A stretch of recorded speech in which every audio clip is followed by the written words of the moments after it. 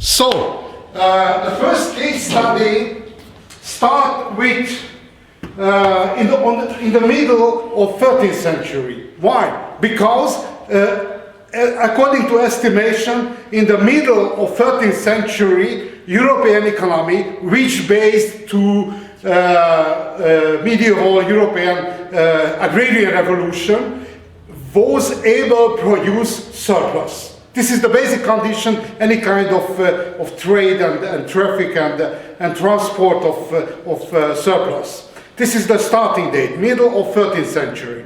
And the first form of European integration based two poles, a northern pole and the southern pole. You remember the southern pole, it's a little bit survey of the last item of last lecture. Southern pole are redistributory economy was. Imported as spices is a luxury trade from island of Indian Ocean.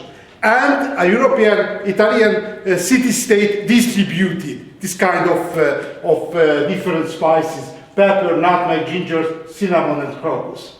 This is the network of spice trade. The first step arrived by Muslim trader to market of Alexandria, to the ports of Near East, and Italian trader bought this spice, bags of the spice, and transported to Pisa, Genoa, Venice, and distributed. You remember two network of inner European trade developed in the High Middle Ages. The first one integrated and organized by German trader, and other one a Jewish trader.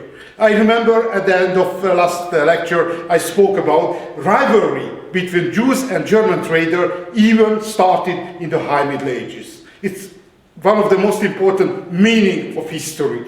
Increase the depth of knowledge, depth of description of historical processes. Okay, this is the basic network of global trade, which integrated in High Middle Ages. The red one, the Great Silk Road, and the blue one, the spice trade network. Okay, other pole northern pole of European High Middle Ages integration was the northern pole, much more industrial. If somebody visited in the Netherlands or Belgium or Luxembourg, very easy to understand the peculiarity of the northern pole. It's a very bad physical condition of agrarian activity, therefore developed a very special kind of agriculture in low country. The most important peculiarity is industrialized agriculture, produce raw material for industrial activity. Very important to mention, if we're thinking about the medieval industry, it's 80%. More than 2/3 a textile industry. Any other, it's only 1/3 or 20%. Okay, some picture, I remember this was the last slide in the last week. Peculiarity, tulip breeding and the making of hard cheese, and windmills which mobilize a water pump pushing back to the ocean, to the North Sea, the surplus of water. Okay, the Baltic coast, because you remember at the beginning of definition the types of trade, a local trade, a luxury, long distance trade, and the third type I spoke 2 or 3 weeks ago about the interregional trade. Interregional trade organized on the northern part of Europe. The one pole, low country. Later, Luxembourg and Belgium and the Netherlands, but in the High Middle Ages, it was an integrated area, low country, which was a part, one province of Habsburg Empire. The political boundary change, it's very flexible. You can see, for example, recently in eastern part of Europe, and for example, in the 90s, in the 90s of 20th century was the same flexibility in the area of Yugoslavia. There is somebody in the audience from Yugoslavia, former Yugoslavia. It's a very interesting story, Yugoslavia. Some part of everybody, I suppose, existed a country which named Yugoslavia, which was a regional integration, different folks, different nations. It's Bosnians, Serbian, Croatian, and any others. And very interesting, it's possible interesting for the foreign student, this was the last integration of Habsburg monarchy. And very interesting, if possible, you know, the leader, the political leader of Yugoslavia, it's Josip Broz Tito. Josip Broz Tito. He was a Croatian. It's very interesting. Croatian, but the capital of Yugoslavia was the capital of Serbian Republic. Integrated the two the highest populated republic, Croatia and Serbia. But very interesting, his behavior, his fashion, and his castle, which used for entertainment, was the same which used a Habsburg prince and princess. Therefore, if we try to continue the trajectory of the heritage of Habsburg Empire, and the last phases unfolded in Yugoslavia, unbelievable. Okay, I visited a lot of times in Balkanic Peninsula. Good, turn back to the story. Close the contemporary survey. Look at the history of High Middle Ages. Two poles, an industrial pole of Low Country, which is a province of Habsburg Empire, and other one, the Baltic area, around the Baltic area. It's named Baltic Integration, a Hanseatic League. You can see on the top of this map, Hanseatic League. Hansa, which name a short version, a Hansa, mean trader. It's very simple naming. Trader. This is the alliance of trader. Why organize a league of trader? Because the cities around the Baltic area, somebody visited in the Baltic Sea and the Baltic Republic? No? Nobody. It's very small cities. The population no more 1,000 or 2,000. Compared with the great city-state of Italian peninsula, it's a tiny republics. Why? Look at, for example, Venice.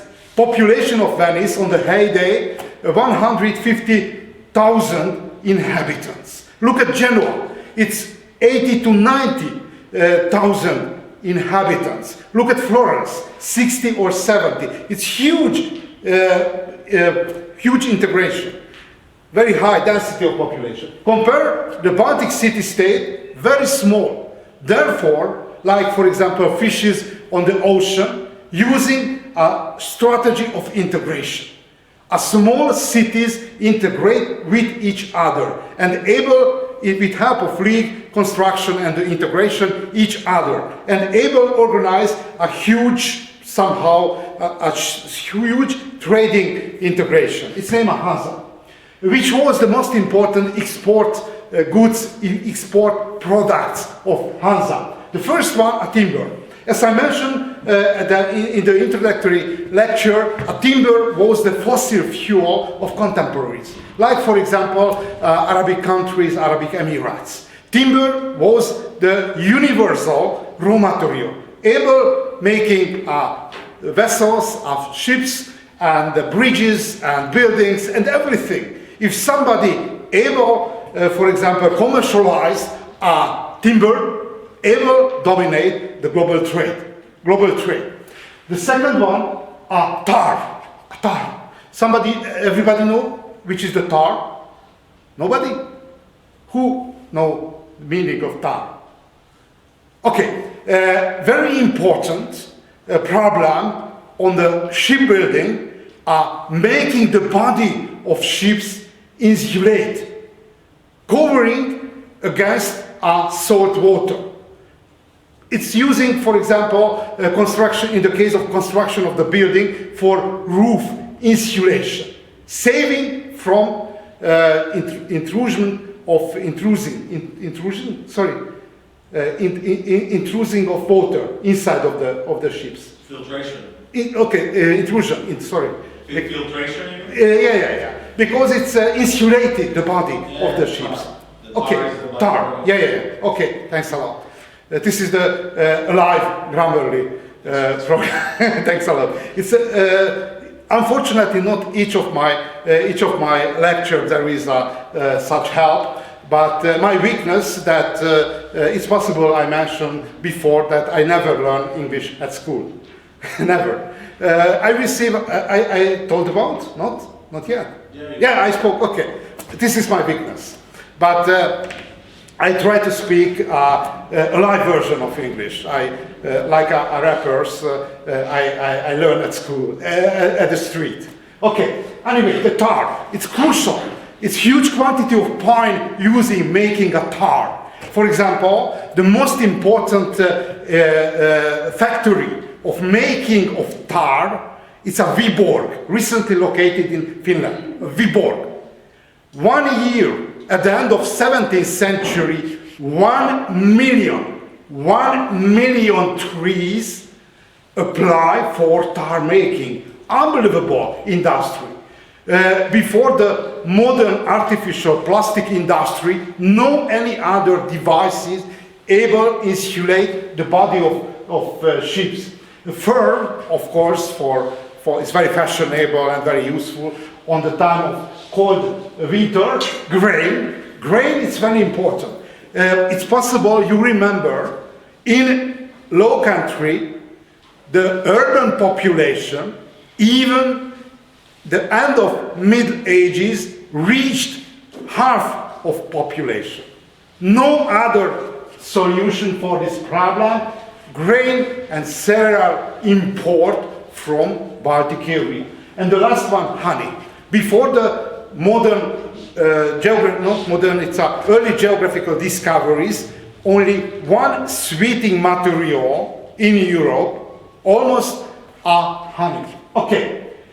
This is the construction of the northern pole, southern pole and the northern pole.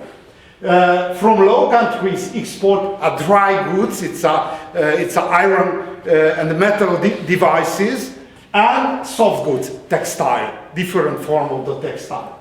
Hanseatic League export, as I mentioned before, timber, tar, fur, grain, and honey. Okay, this is the two poles. And every time in the, for example, a geographical space, if there are two poles, two industrial, two commercial trading poles, try to organize the meeting place between the poles. In the High Middle Ages, the meeting poles, the meeting area between the northern part of,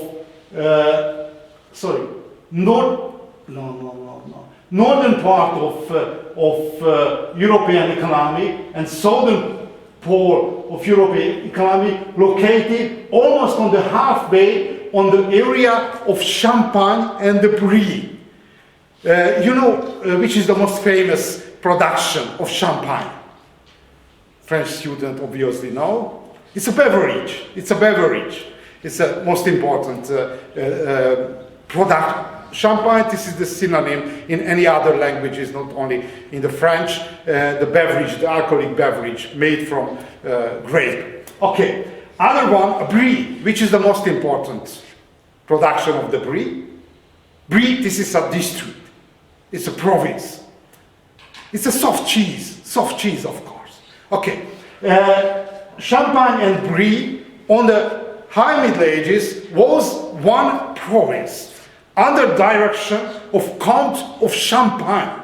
But on that time, Champagne wasn't a part of French kingdom, out of French kingdom. It wasn't a part of Holy Roman Empire. Therefore, it was a small independent country, and which is the best place for trade. No strict and strong political power. The trader never liked a strong political power. Look at, for example, the story of China. If there is a strong political power, the most important interest dominate for political actor. And the weaker one, like happened in the Chinese history, will be the trader. Okay, it's somehow an offshore area, using a modern modern trading terms for that. On the area of Champagne and Brie, 4 cities organized the system of fair. It's very important to mention. There is 2 terms. Market. Market is a local trade surface, a local trade which organizes 2 or 3 days of week. But the fairs is a much longer. Maybe a fair for 1 week, 2 weeks, and the longest one, more month-long period. Okay, January started the first fair in Lagny-sur-Marne, at the beginning of January. And after 2 months, 2-month long fair organized in this city. The second one at the beginning of March, Bar-sur-Aube.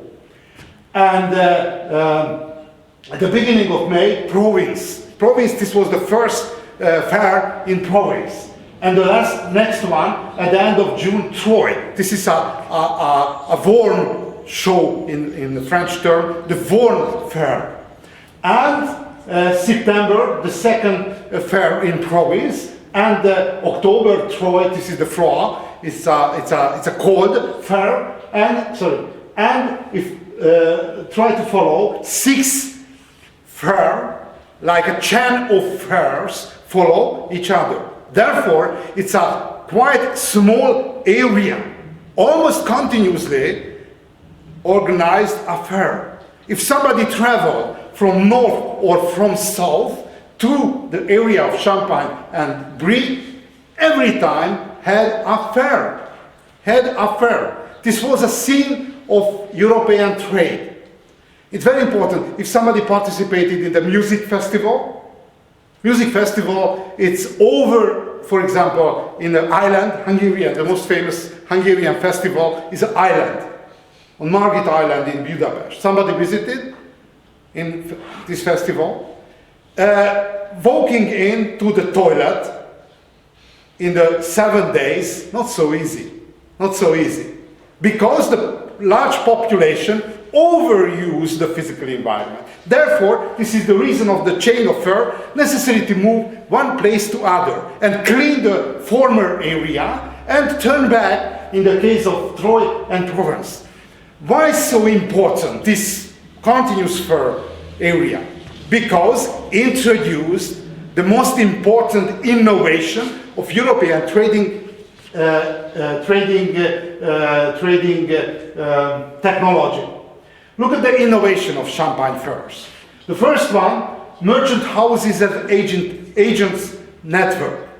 Before Champagne Brie, the leader of merchant houses personally traveled one place to other. It's very dangerous. Not by chance, the leader of merchant houses wrote testimony.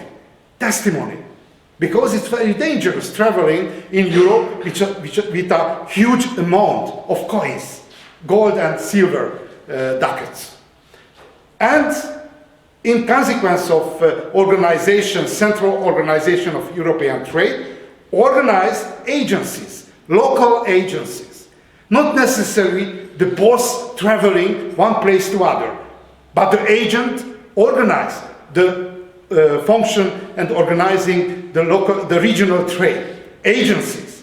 For example, in Buda, medieval capital of Hungarian kingdom, traveled German trader and founded a factoria. It's a Latin factoria agency in Buda. But the central place of merchant houses located Augsburg, very far. It's a southern German city. And local agent organized the local trade and tried to organize the regular contact with the core area. And merchant houses and agent network.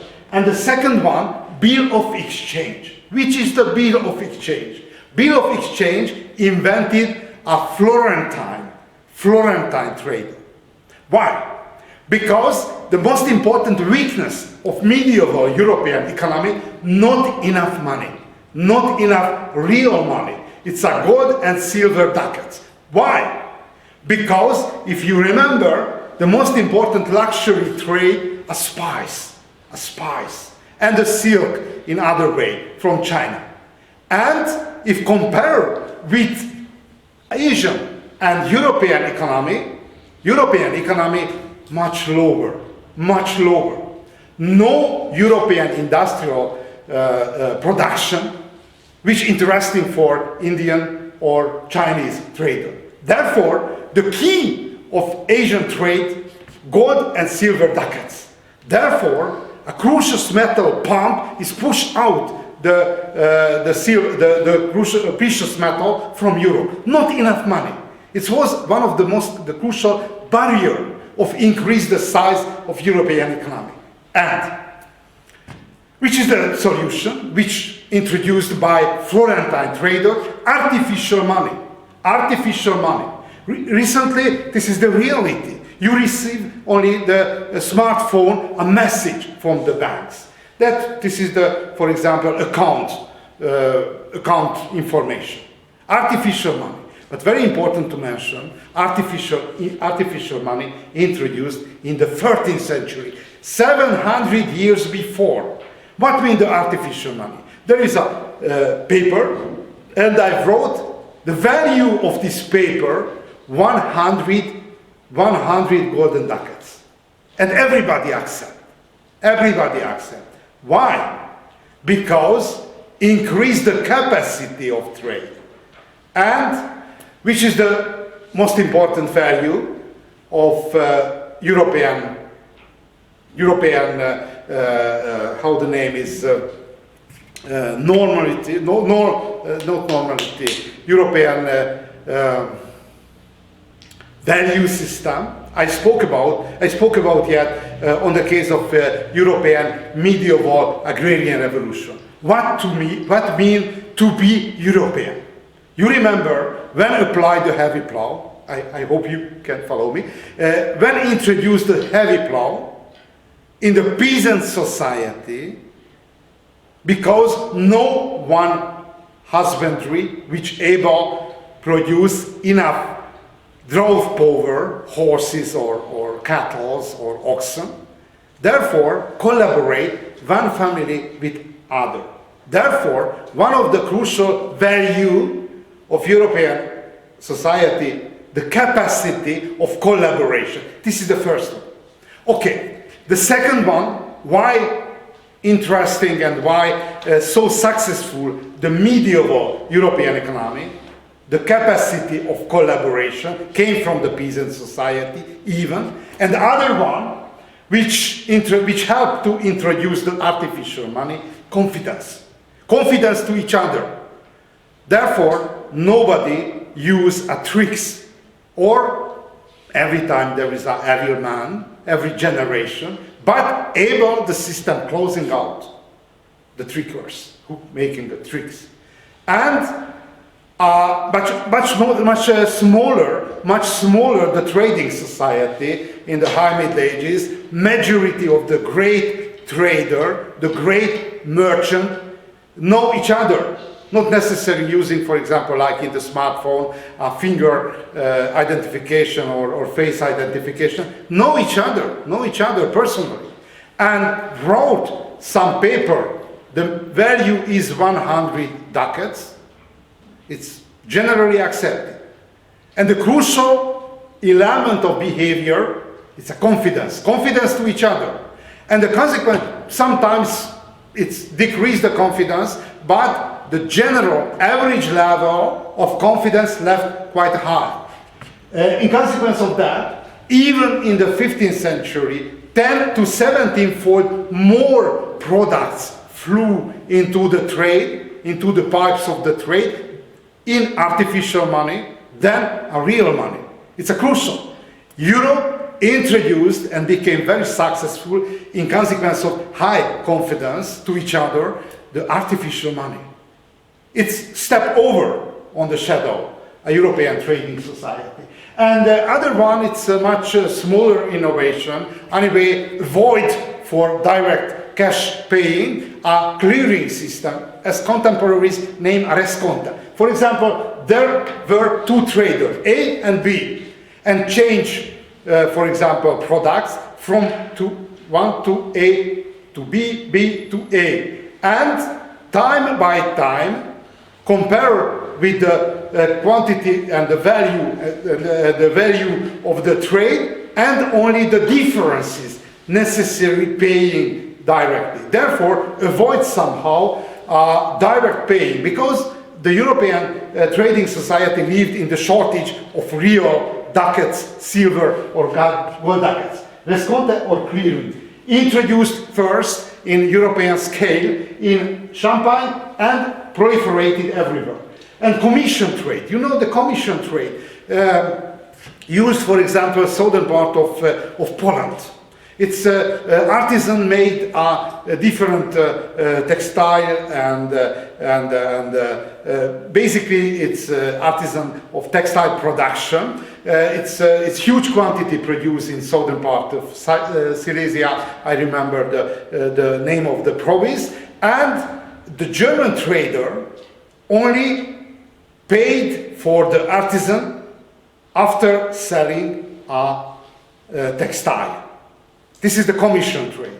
Therefore, not directly after the taking in textile products, not the instant of the taking in, paid to the artisan, but after on the selling of the production. It's proliferated from Champagne. Okay. This was the great heyday of High Middle Ages. Northern pole basically industrial, and southern pole basically redistributory trade from spice basically, and the meeting place was a Champagne Brie. But this great recovery destroyed the deepest and the greatest humanitarian catastrophe of Middle Ages, the Black Death. Somebody listened about the Black Death of Middle Ages? Raise the hand. Okay, it's a greenfield investor speaking about the Black Death or Great Plague. We have some, for example, possibility of the comparison with help of COVID-19. A little bit same, but much deeper. Okay. Which was the reason of collapse of European economic world? The first reason, a climate deterioration. Recently, it's generally accepted hypothesis that the climate changed time by time. Recently, we are living in the global warming period. But in the 14th century, the direction of climate change was to the direction of cooling. This period, which started in the 14th century and closed at the turn of 19th and 20th century, named Little Ice Age. Little Ice Age. The global average of temperature was 1 Celsius degree lower. 1 Celsius degree lower. It was the greatest cooling of the last 10,000 years. The history of civilization. Look at, for example, the novel of Dickens, Charles Dickens. It's an English author. In the normal climate in British Isles, during the winter time, it's a very harsh freezing. The people who walking on the street, walking on the field, frozen. Recently, if there is, for example, a -1 Celsius degree, on the BBC there is a breaking news. But in the 19th century, frozen over the Thames, the river, and organized markets and fairs on the ice cover of the Thames or on the river of Seine in Paris.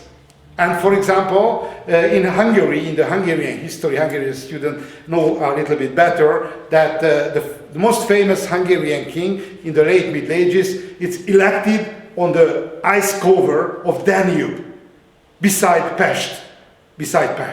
Okay, climate deterioration is an ice age, little ice age.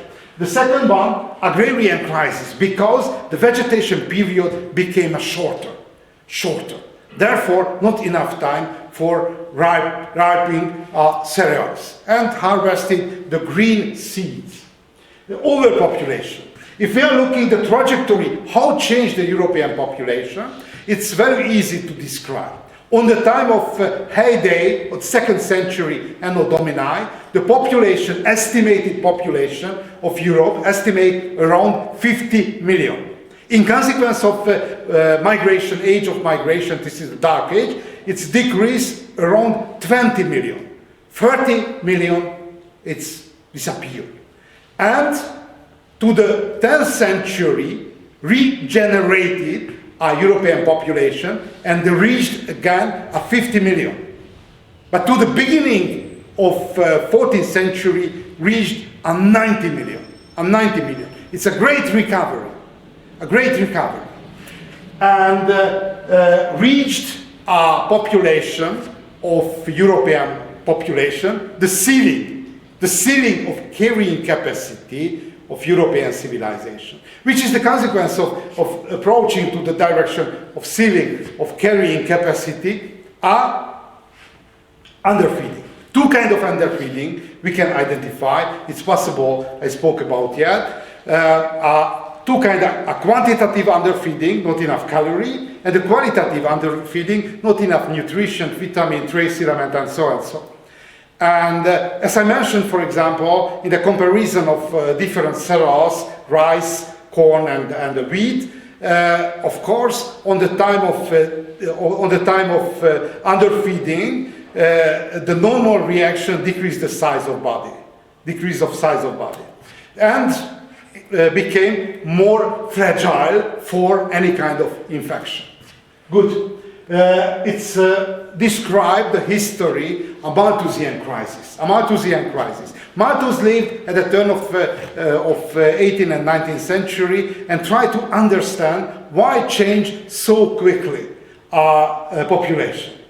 We can understand the dynamism, the rhythm of overpopulation if we simplify, for example, productivity, fertility of one couple. One couple, it's a husband and wife. Which is the fertility period of women? It's statistical simplification. Starting the fertility period, I spoke about yet? No? No, okay. The fertility period of women start around 14 years old. Look at the play of Romeo and Juliet. How old? Juliet? 14 years old.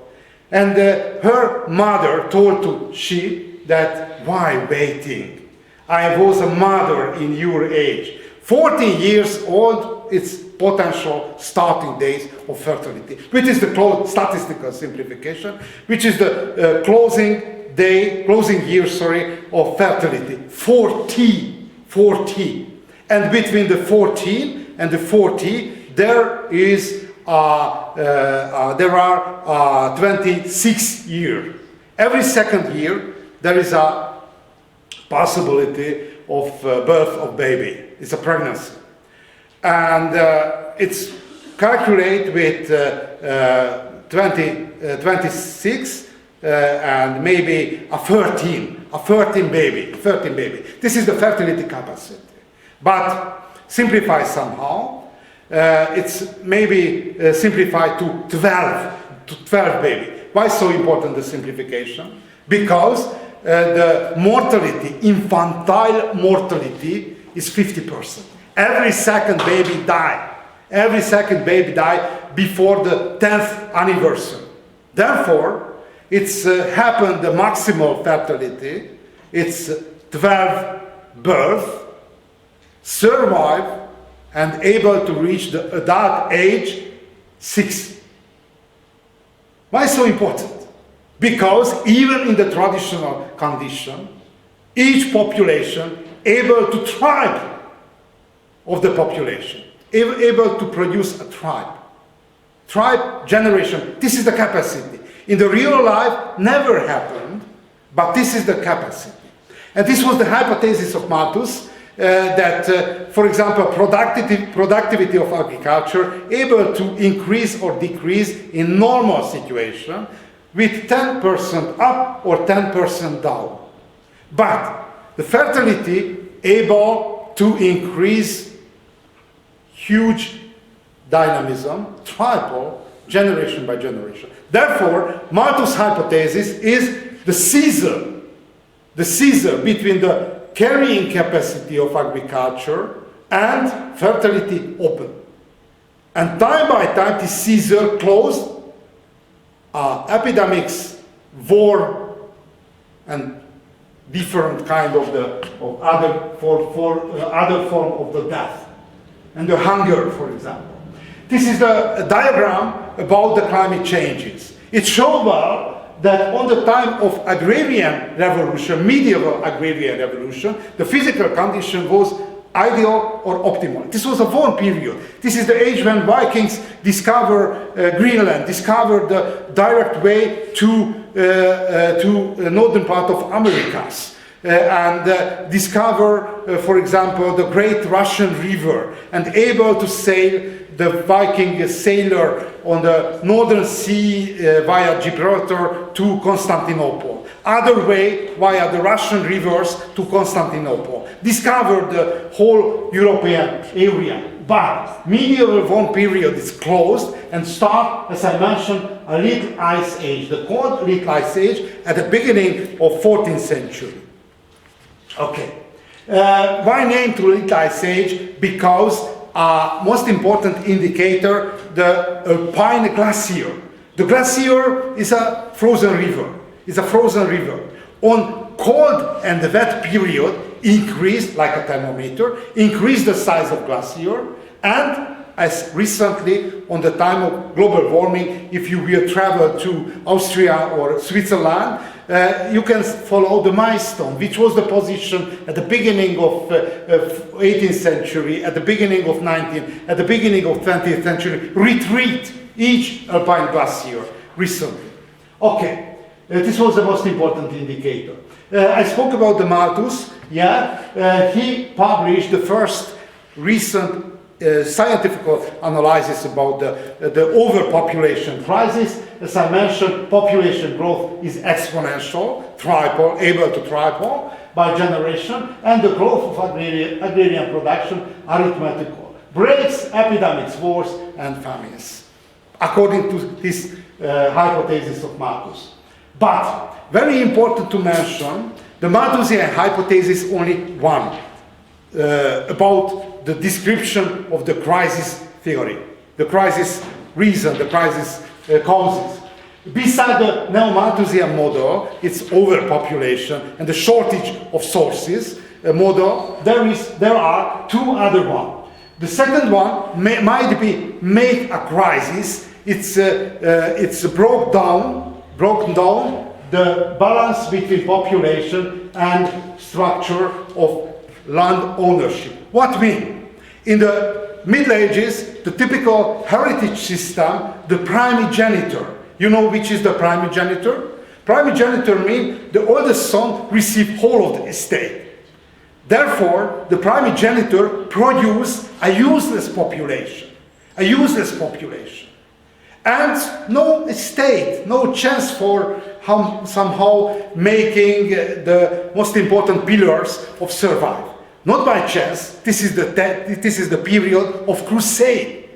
A useless nobleman organized military campaign for reconquest of Holy Land, Near East. And generation by generation, a surplus of primogeniture export to the Near East. Okay, this is the first one. The second heritage system, is a parallel heritage system. Each son or each offspring of family receive the same plot, the same estate.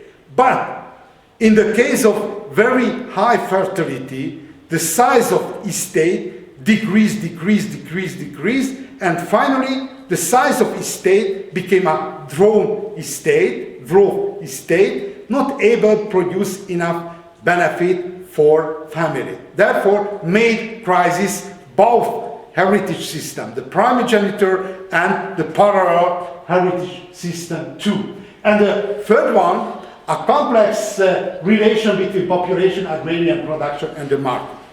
According to economic reconstruction, the crisis of 14th century might be no deep crisis in regional, in average level, in European survey. Why?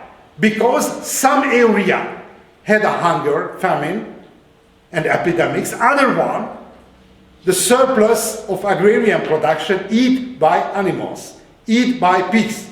But no information about the surplus and about the shortage. No communication. If we try to imagine a world of Middle Ages and the small, independent, isolated, local, self-sustainable communities. Therefore, no communication, no chance for the transport one place to other, therefore, might be reason of crisis, no communication, no devices, no technology, transport one place to other. Okay, look at the story.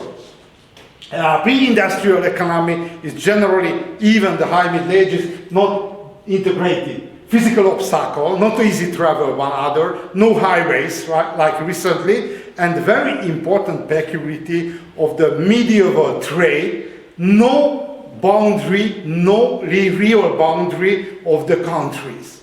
Nobody knows where is a boundary between one country and other.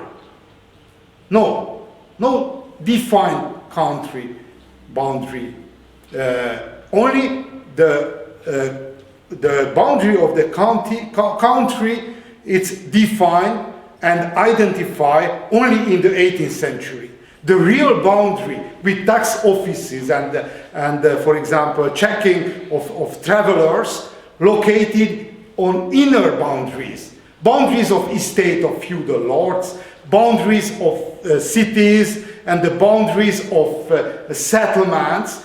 This was the inner boundaries which applied the taxes, technology, and the checking of the letter or with letter of travelers, like for example a traditional passport was. Okay, physical obstacle and transaction cost very high because necessary paying the taxes on each inner boundary. And low quality of the market, no information about the recovery, about the, for example, rising of the prices and so on and so. Not by chance, the first journal, the first paper, the first journal, which published whole of Europe. This was the newspaper of Fuggers. Somebody know Fugger? Fugger, this was the merchant house in Augsburg. And this newspaper published only economic information. No poems, no stories, only economic information. For example, prices, for example, general, for example, rate of the taxes and so on and so on and so on. Only economic information. The first newspaper of history of European newspaper was an economic newspaper, published by Fugger. The organization of feudal world, it was not for competition, anti-competitional regulation. Okay, look at the story of the Black Death.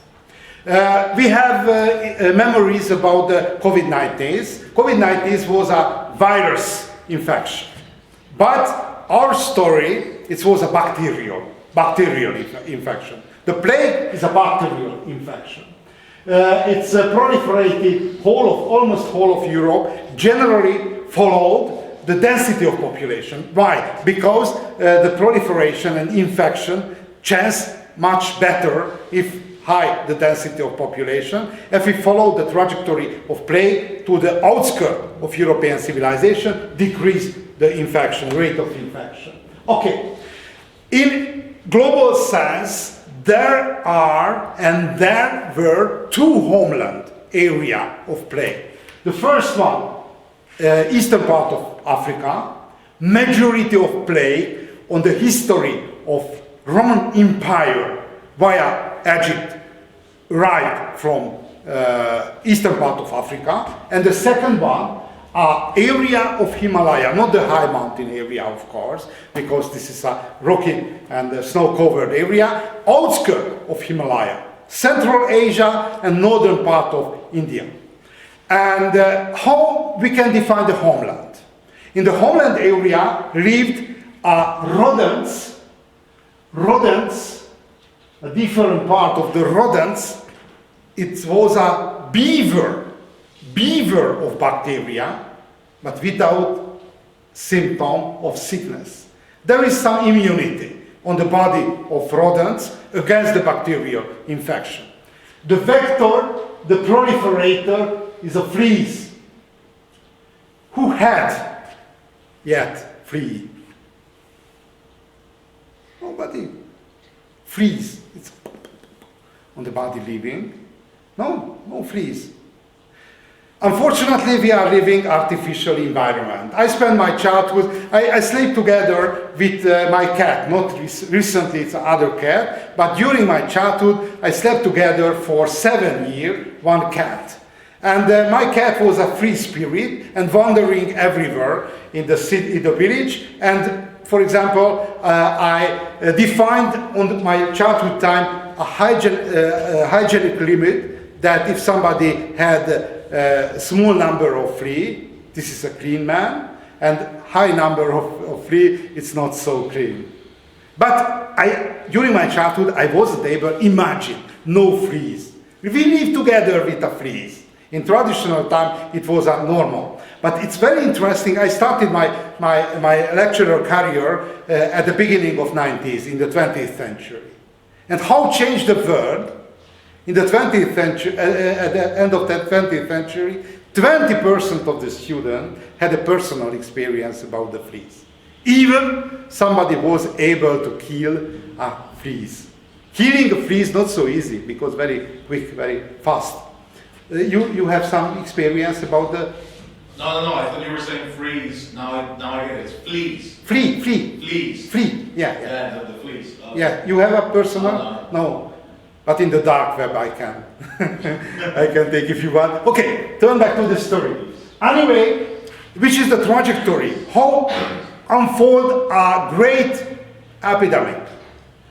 Each epidemic necessary a triggering effect. You know which is the triggering effect?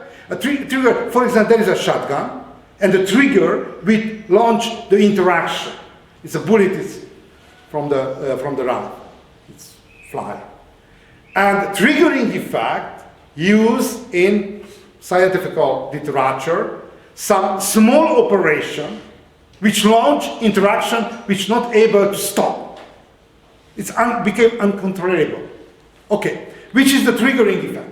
A triggering effect which launched epidemics of Black Death was a drought period, a dry period. During the drought, everybody is extinct. The prey animals, predators, vegetation, everything. But each drought period, after some time, it's closed. And start recovery of ecosystem. But the prey animal, like the rodents, much faster, much quicker. For example, the pregnancy period, some weeks. In the case of predator, a lot of months. Therefore, the beater of bacteria, Black Death, bubonic plague bacteria, proliferated, overpopulated, and left the homeland. And they met even with the gray rat. Gray rat is very famous animal, very famous. Somebody can tell some story about the gray rat? Nobody? Somebody read Harry Potter? On the Harry Potter, there is a grey rat, Peter Pettigrew. You know the story? Abel transformed the grey rat. And very interesting, because the Harry Potter, there is a different layer. And for example, early modern English literature, it's one character of the grey rat. Somebody living together with the dog. Nobody? Yeah. For example, drop some, for example, piece of meat from the table and run the dog and ate. A little bit was the same function in the early Middle Ages.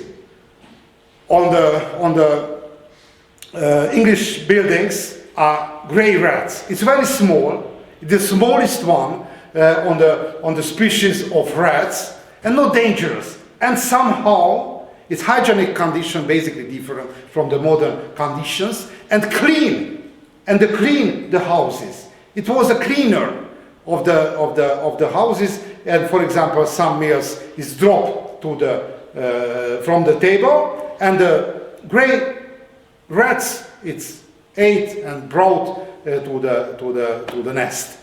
Okay, therefore it's not enemy of the human. From this perspective, we can understand why maybe a kind animal, even the story of Harry Potter, a grey rat, live together the humans, like a half domesticated animal. Okay, you can follow the trajectory. Triggering effect was a drought. A prey animal, bearer of bubonic plague bacteria, proliferated, overpopulated, met with rats, live together with the humans, and the bacteria, via fleas, proliferated in human community, and via great trading routes like spice routes, like great silk routes, proliferated everywhere. We can follow some picture about the symptoms of bubonic plagues. This is the trajectory of the infection. The first step flea drinks red blood that carries the bacteria. Bacteria multiply in the gut of flea. Gut clogged with bacteria. Flea bites human, and in fact the blood of humans, and the human became infected. Okay, as I mentioned, the most important trajectory of the infection and the epidemics, the great trading routes. The red one is the Great Silk Road, and the blue one Great Spice Road. This kind of infection, the bubonic plague, arrived to Europe from Central Asia via Kaffa.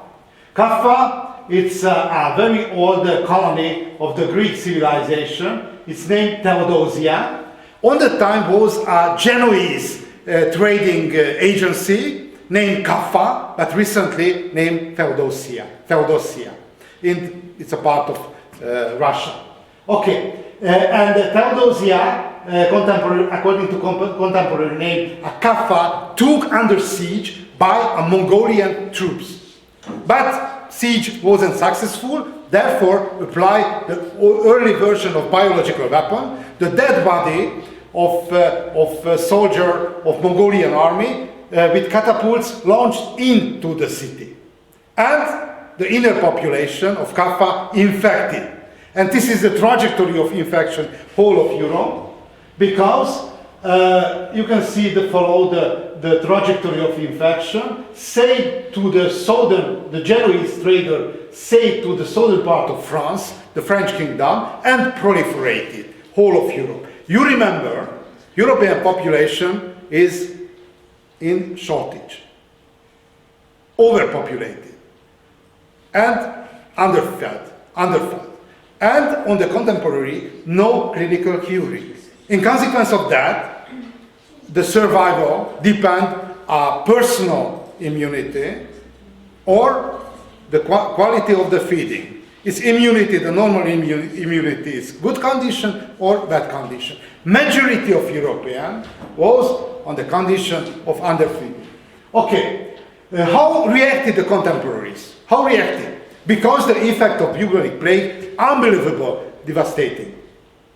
If we estimate a European population 90 million, and each third inhabitant of Europe died for 7 years, for 1 decade. And some later times, some in the 19th century, returned the bubonic plague, and whole of the loss of is estimated around 40 million. 40 million. 90 million, 40 million died on the 14th century, but in short term, 1/3 of European population expired. And not only the young people, not only the old people, not only the underclass people, everybody. Kings, princess, and the soldier, and everybody. No regularity on the rhythm and on the social construction of the death. Therefore, the people, the contemporary population, was in the panic. Which is the best reaction, because everybody agreed this is the punishment of God. It's agreed. Therefore, necessary solve the problem of the punishment. Why? And very old technology of the scapegoating. You know which is the scapegoating. Yeah. Scapegoating, for example, there is a folkloric version. It's select, for example, and the black buck of gold. And, for example, it's a projection somehow of social projection. Project the sins of community to the black goat and drove to the desert and left alone. And clean the community, the ritual cleaning of the community. But unfortunately, majority of population which are in the crisis, not enough finding a black buck goat. But some social groups. Which the most typical social groups? Aliens, not from the spies, but in the local aliens. For example, the favorite aliens, Jews in Mediterranean area, are Muslims and Armenians. It's a Christian, but other Christian, like Armenian student. Okay. Why Armenians? Armenians, because Armenians is different from the Roman Catholic, and it's a heresy. Some kind of the perspective of contemporary Roman Catholic Church is a heresy, heretics, and in crisis, heretics not good chance for survival. But I am a Protestant. It was a little bit situation a little bit later, on the time of Reformation and Counter-Reformation, killed each other. Very interesting. I open a bracket. Which is the most important guiding force of the population? Recently, is a nationality, the most important guiding force. Why the people kill each other? This is the most important indicator, which is the most important guiding force. But in the High Middle Ages, the function of religion much higher on the structure of identity. Therefore, if somebody would like to divide and separate one to other, the first one, religion. The first one, a religion. And, very interesting, a geographer analyzed how named Europe, which is the first name of Europe. And until the 17th century, on the even the geographical novel, geographical guidebook, the name of Europe is a Christendom. And only on the century of Enlightenment, replaced with a geographical term of Europe to Christendom. Okay. Anyway, aliens, Jews, Muslims, Armenians, each of that, some religious minorities. The second one, women. In the Middle Ages, exceptional, the witch hunting, exceptional. But the crisis was so deep that started a great wave of witch hunting. Who are the victims of the witch hunting? Mainly women, but 20% is a male, because there is a special category of the master of witching. Master of witch. Okay, but why turn toward the witch hunting even the Roman Catholic Church? Because there is one of the most important behavioral instruction of Roman Catholic priest is a celibacy. You know which is the celibacy. But this is the most important weakness, even though a Roman Catholic Church. Therefore, the majority of the priests living together with women. And the contemporary priest, it's a little sin to be living together and making a sexual practice with women. It's a little sin. And which is the solution? There is a small way for the survivors. If somebody take a declaration of sin, open declaration of sin on the Christian community, on the circle of Christian community, there is one way, one ticket for cleaning from the sin. But which is the position of the women? Device of evil. And which is the God solution in the case of that device of evil? Burn. Of course. This is the scapegoating. Women and witch hunting. And the flagellant. You know the movement of flagellant? A flagellant brotherhood is declared that I am responsible for the crisis. Our sins and our evilness. Therefore, walked on the street and beaten themselves. And sung a religious song. Sang a religious song. And the contemporary government hated this flagellant. Why? It's very peaceful, men and women. Why? Why hate it and why kill the flagellant? It's a great brotherhood. 1 million contemporaries was connected to the flagellant brotherhood. Because this flagellant movement declared it's a final days of final judgment. Final judgment. If somebody believed to the final judgment, didn't want to pay in the taxes. Nothing. And a feudal system was a pyramidal feudal system. If a king and the feudal lords didn't receive the taxes, it collapsed. Therefore, organized great military campaign against the flagellant, and majority of them it's killed. Because if proliferate the custom, no taxes and no fees, the feudal system not able to exist. Okay, how to try survive the crisis of bubonic plague? The first, a quarantine. A quarantine, it's in Italian, Venetian dialect of Italian language, mean 40 days. 40 days. If somebody arrived from infected area, close to one building, to one island, to one camp, and wait 40 days. Look at, for example, you remember the COVID-19. This technology, which applied in the 14th century, no better idea, even in the 21st century, the quarantine. The second one, extenuation of disease of bacteria. What means the extenuation? Look at one, this is a bacteria, and this is a human. The first term, in the 14th century, there are strong, middle strong, and weak bacteria. And according to human, there is a strong immunity, middle, strong immunity, and weak immunity. Who died? The weak immunity. And who survived from bacteria? The weakest one.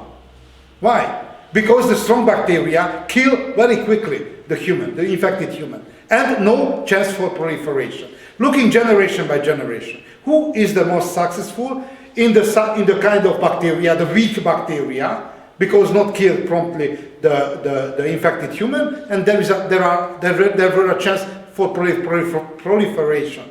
Okay, other one who survived from the side of human. The strongest the strongest immunity. Generation by generation by generation. Weaker bacteria, stronger immunity.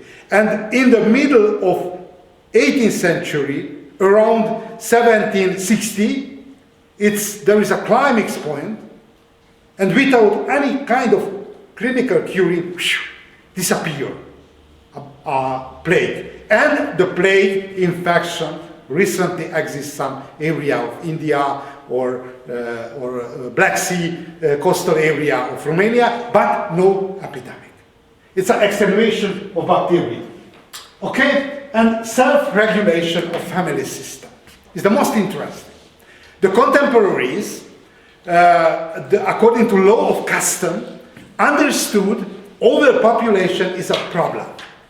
And how can solve the problem of overpopulation? You remember the tribe dimension of generation by generation. How able to solve the problem? Okay, sorry, but I thought that this is the camera, but good. Because the battery not enough strong for survive all of the lecture. Okay, turn back. Self-regulation.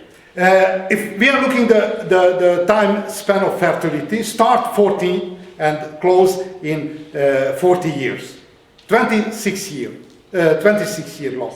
But if the custom law decrease the fertility, for example, with help of late marriage, if decrease the time span of marriage, decrease the number of offspring. Look at, for example, one crisis period. A Tudor dynasty in England in the 16th century. There is a movie series of Tudors. It was the deepest crisis, whole of the English history. And in 16th century, the average age of marriage, first marriage, was 30 years old. 30 years old.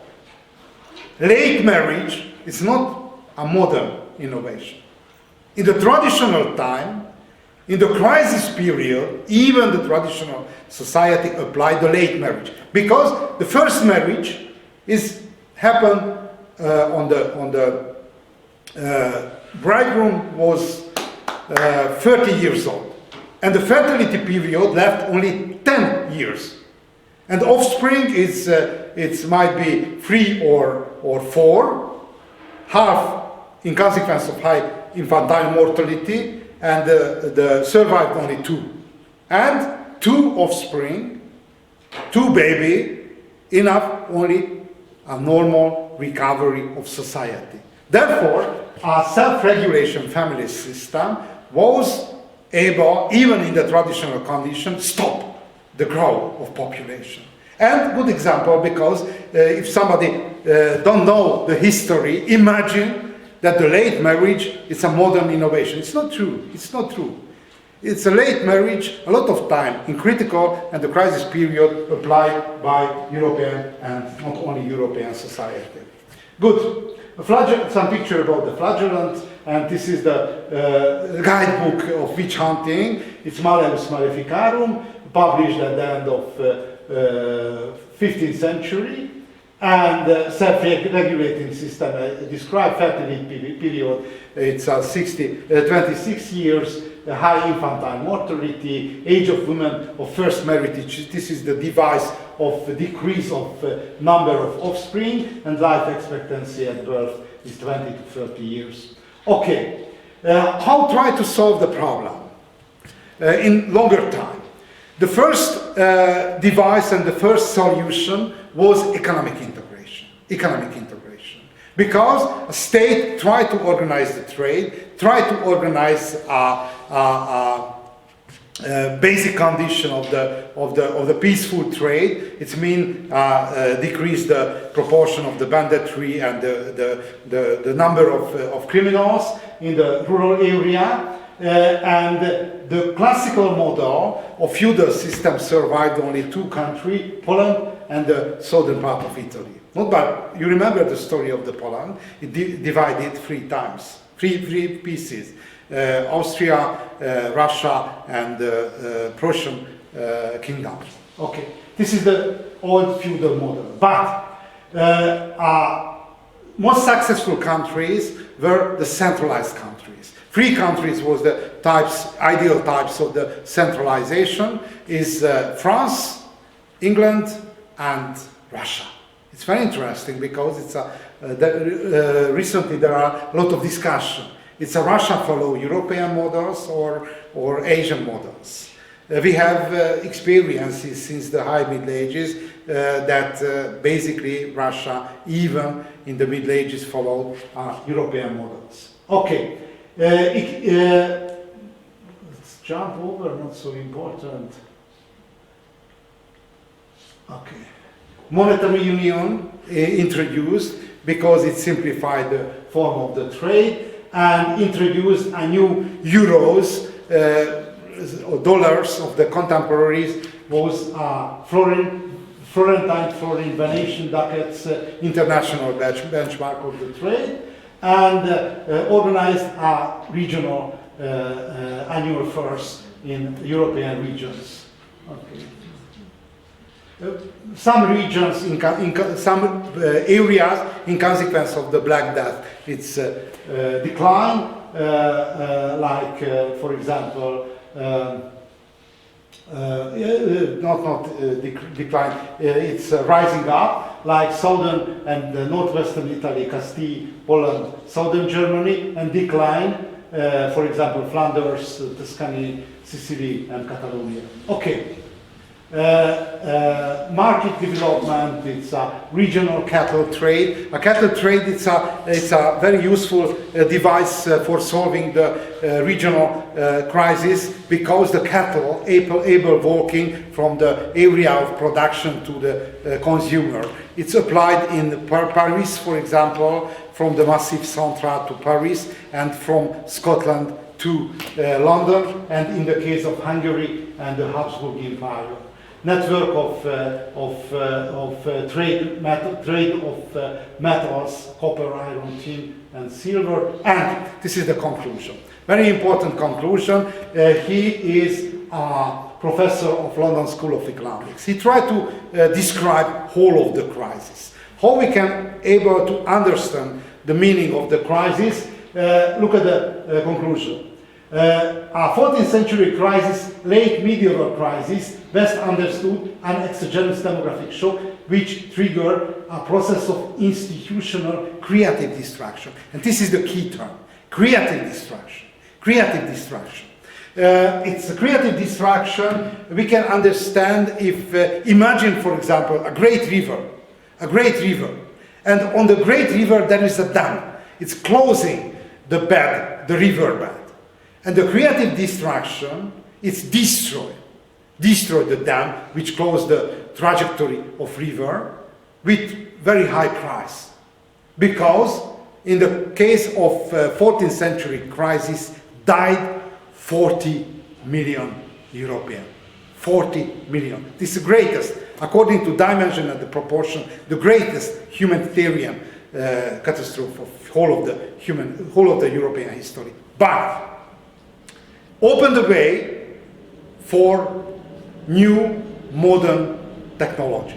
The centralized state, for example, the regional trade, which introduced a large area accepted currencies, Florentine ducat, florin and the Venetian ducats, like in modern European Union apply the euros or global global aspect at dollars, American dollars, and improved chance and information about the trading possibilities, the recovery and the crisis and the price level.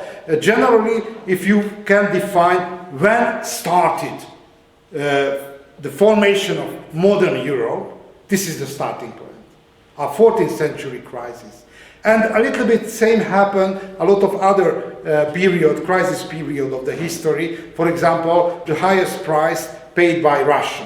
For example, the Bolshevik Revolution, it was a classical creative destruction with very high price.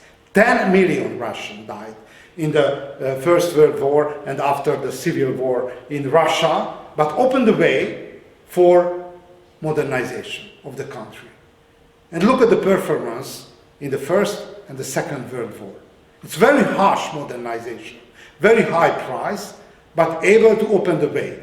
And the creative destruction, it's mean a normal trajectory not able to follow, it's a metaphorical approach, not able to follow the historical processes, and dam, some institutional and other historical dam, close the way for the river, and the river destroyed and opened the way for new development. And 14th century was a typical creative destruction which destroyed the local self-sustainable communities and the local units which not communicate one to other, and opened the way for modernization, opened the way a proliferation of innovation, because in the local feudal system, if invented some device and some innovation, no chance for proliferation, save inside the local community. But the great crisis opened the way for regional and interregional communication, opened the way for state investment, for example, the highway system and the communication system, and later the postal system. And it was the most important devices and the technologies of European integration. Okay, thanks a lot for your attention. A little bit shorter one, but the next unit I will start in the next occasion. Thanks a lot for your attention, and I ask you patience for some minutes.